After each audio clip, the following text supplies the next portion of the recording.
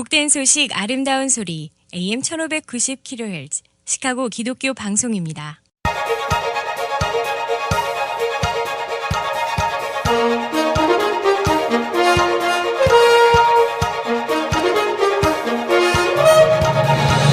김정일 해설위원의 시사 해설. 세상을 넓게 봅니다. 삶의 지평이 넓어집니다.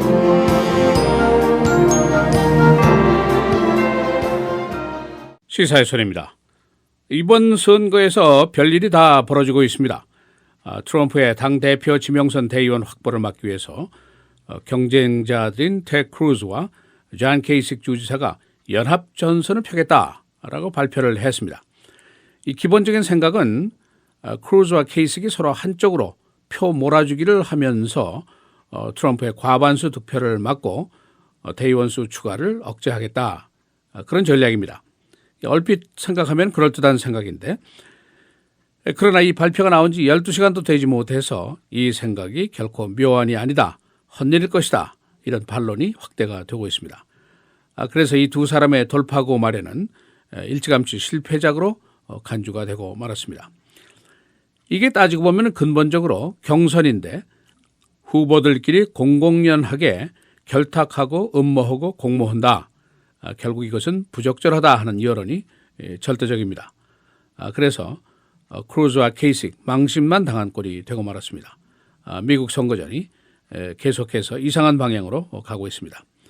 그래서 오늘은 크루즈와 케이식의 결탁의 내용은 무엇인지, 이게 또 왜 제대로 되지 않을 것인지, 그 이유가 무엇인지 종합을 해보겠습니다.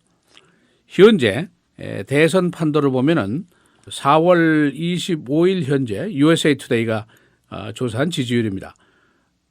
트럼프가 45%, 크루즈가 29%, 케이식이 17%입니다.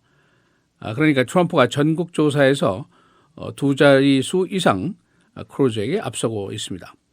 그리고 이제 오늘 벌써 열리고 있는데 북동부 지역의 5개주 예선, 여기서는 트럼프의 우세가 절대적입니다. 그래서 오늘 트럼프가 대의원 수를 더 크게 늘릴 것으로 예상이 되고 있습니다. 이제 그 다음 주가 문제입니다. 그 다음 주 화요일 5월 3일인데 인디애나주 예선이 있습니다. 여기서 크루즈와 케이식이 방어선을 한번 쳐보자, 그런 생각을 하게 됐습니다. 인디애나주 여론조사를 보니까 CBS 뉴스의 조사입니다. 트럼프가 40%, 크루즈가 35%, 케이식이 20%, 이런 지지율입니다. 그러니까 트럼프와 크루즈의 차이가 그렇게 크지가 않습니다. 한 5% 정도밖에 되지 않습니다. 그러니까 크루즈와 케이식의 수학적인 전략을 보면은 케이식이 인디애나에서 양보를 한다, 여기서 선거전을 스탑한다, 그리고 크루즈에게 표를 몰아준다, 그런 아이디어입니다. 그리고 반대급부로 케이식이 다소 우세한 지역이 있는데 오레곤주하고 뉴멕시코주입니다. 여기에서는 크루즈가 양보를 한다. 그래서 케이식에게 표를 몰아주겠다, 그런 딜입니다. 그렇게 되면 두 경쟁자가 과반수 이상의 표를 차지할 수 있을 것이니까 트럼프의 대의원 득표 행진에 한번 주례를 깔아보자, 기본적으로 이런 아이디어입니다. 그리고 이제 텍 크루즈가 바로 어제 그제입니다. 인디애나에 와서 빅 뉴스타라고 아주 큰 소리를 치면서 바로 이 안을 발표를 했습니다. 그런데 반나절이 지나서 금세 이 안이 실패작일 것이다, 그런 평가를 받게 됐습니다. 그 나온 이유들을 열거하면은 대체로 이런 이야기들입니다. 첫 번째는 명분론입니다. 이 아이디어가 부적절하다는 것이죠. 경선이라는 것은 정당한 경쟁을 의미하는 것인데 이거는 한두 사람이 결탁하고 공모하고 음모한 것이 아니냐, 그런 지적입니다. 정치평론가들 쪽에서는 이번 선거가 이렇게 묘하게 진행이 된다면은 언젠가는 백룸 딜이 있을 것이다, 그런 예상을 해왔습니다. 그러니까 백룸 딜이라는 게 이제 뒷방에서 몰래 흥정이 있을 것이다, 이제 그런 예상들을 했었습니다.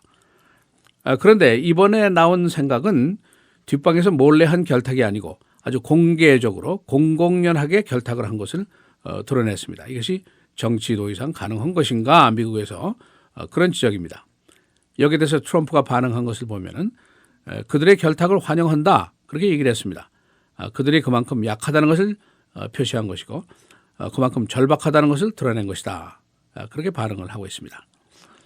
두 번째는 그렇게 결탁을 한더라도 그것이 마음대로 되지 않을 것이다. 그런 그 계산입니다. 계산상으로 인디애나에서 지금 트럼프의 지지율이 40%, 크루즈가 35%, 케이식이 20%니까 만일 크루즈와 케이식이 연합을 하면은 지지율이 55%가 되지 않겠느냐. 그럼 트럼프는 40%니까 그 양자가 합한 몰표가 결국 트럼프를 이길 것이다. 이제 그런 그 계산이죠. 그런데 이제 거기에 대해서 반론은 누구 마음대로 그런 의문입니다. 케이식의 표가 아예 투표장에 안 나갈 수도 있죠. 케이식이 안 나온다니까 내가 뭐라 하느냐 그럴 수도 있죠. 또 트럼프에게 갈 수도 있습니다. 나는 케이식을 안 찍으면은 나는 오히려 트럼프를 찍겠다 하는 표도 있을 수 있다는 것이죠. 그다음에 이제 트럼프의 지지자들이 공모에 붕괴해서 훨씬 더 많이 나올 수도 있다. 그런 변수도 있습니다. 그러니까 변수는 여러 가지죠. 그래서 5월 3일 인디애나 결과가 아주 흥미진진하게 지금 느껴집니다. 세 번째는 크루즈와 케이식이 완전한 결탁이 아니라는 것이죠. 기본적으로 이들의 목표는 7월 전당대회에 가서 그때 한번 겨뤄보자. 그때까지만 일단 트럼프를 한번 막아보자. 그리고 클리브랜드에 가서 한번 붙어보자. 이겁니다. 그러니까 인디애나, 뉴멕시코, 오레곤 3개 주에서만 서로서로 선거전을 자제하면서 양보하는 식으로 나간다. 그러니까 다시 말하면은 일시적인 결탁이죠. 3개 주에서만 결탁을 하는 것입니다.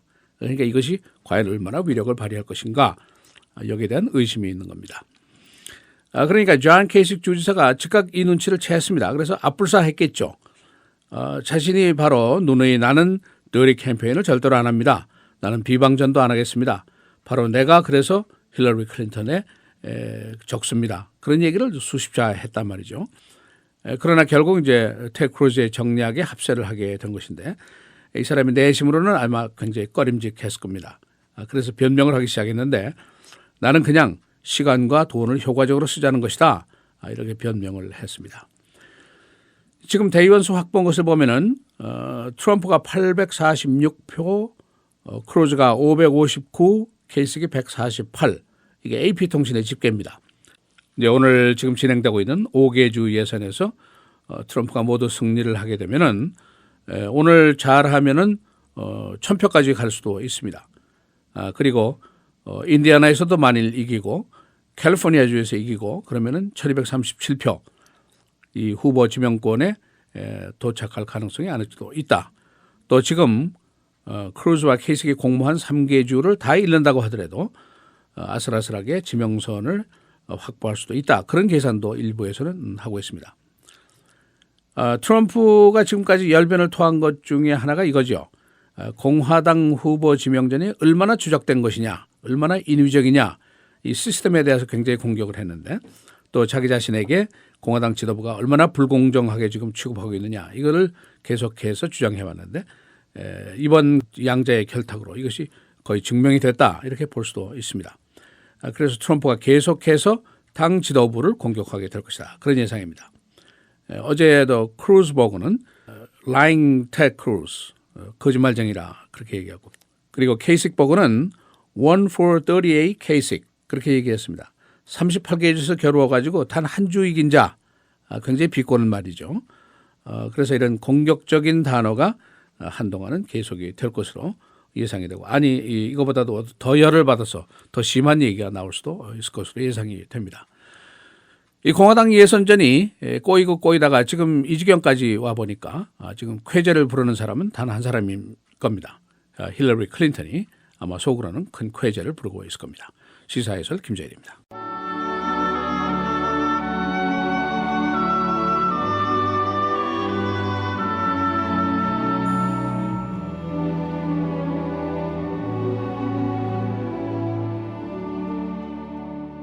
하나님이 그 종을 세워 복주시려고 너희에게 먼저 보내사 너희로 하여금 돌이켜 각각 그 악함을 버리게 하셨느니라.